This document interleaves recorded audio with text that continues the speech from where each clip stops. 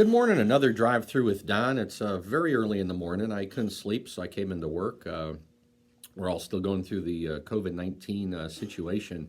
And I had a conversation yesterday with a guy that's national sales manager. And in talking with him, he was talking with his team about what if sales are down 10%, 25%, 50%. They were looking at different levels. And he didn't want to scare his team. So the words he used were, hey, here's some hypotheticals. It's nothing we're doing now. Don't worry about it. And I could tell his heart sounded heavy. He sounded kind of frustrated. And I commented that to him. And I said, well, what's the end result you want with your team of people? He said, well, we need a plan of action. I said, why don't we make the goal to have them more confident after the conversation that you guys are really well prepared for this thing? So instead of trying to push away the fear, the anxiety, let's be realistic. Let's recognize the fact that, hey, it is possible things could get bad. We're doing okay right now, but let's get ready if we drop some sales, a lot of sales, or a whole lot of sales. And if we do this, I think we as a team will be better off and we'll be able to engage, know what to do, when to do it. And the whole goal is when this thing is over in 3 months, 6 months, a year, whatever it is we'll be much better off for it. And the journey along the way will have been easier because we'll have a map to follow.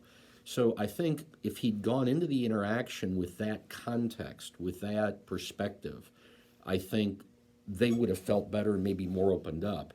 Instead, I think it was kind of this flatlining intellectual without any emotion. What I was trying to get him to do is to inject the emotion, be realistic, but also create the expectation so we have more confidence. We know more what to do. And I think people appreciate that. I think it'll galvanize them to more action. And then I think at the end of the conversation, it's important for him to say, hey, other ideas, what else do we think we need to be doing? And maybe he should do a video once a week to his audience and say, hey, here's where we're at. We haven't activated any of the plans. Things are looking good. Or, hey, we're starting to get close to the 10% drop in sales. We're starting to think about this and this. Let me know if you have any questions. He normally does a lot of emails. The video, kind of like I'm doing with you, might be a better way to communicate. So I say this because too often we have trepidation going to these difficult conversations and we look at it as negative. And the reality is it can actually be very positive and people feel better when, number one, we're being realistic. Number two, we have a plan of action and alternatives. Number three, where the alternatives provide a roadmap, and then if there's an update along the way, there's an update.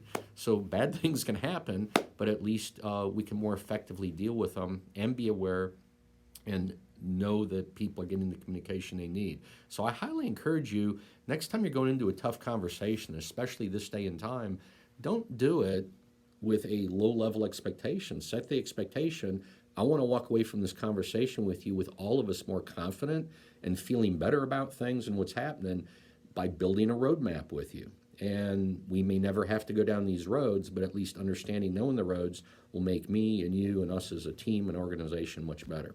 So I wanted to share that with you. If you haven't read our books, listened to our podcasts, seen our other stuff, I encourage you to do that. In fact, our first book, The Journey to Meaning, very proud of it because I think it's a good primer for living a great life and a great business. My cell phone, if you'd like to chat, 919-368-9008. And this is Don Hadley. Thank you very much.